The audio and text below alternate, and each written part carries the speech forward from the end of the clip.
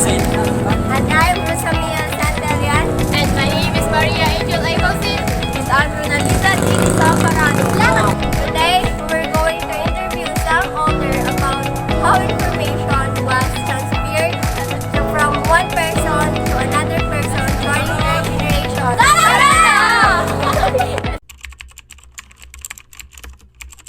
Mayong gabi, ma'am. May gabi dahil na naman. Pwede di ko ma-interview, ma'am. Pwede. Sige, ma'am. Start na kita, ma'am. Sige, pwede.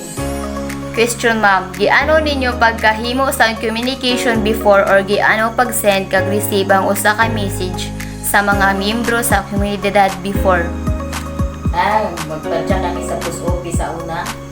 Kaya wag pa sa una yung cellphone. Sunod, kung may tapat itong lapit sa ila, nga biyay ipadya namin sa ila, tao. So, magsat pa kamo sila. Usa ninyo Kami lang glitter.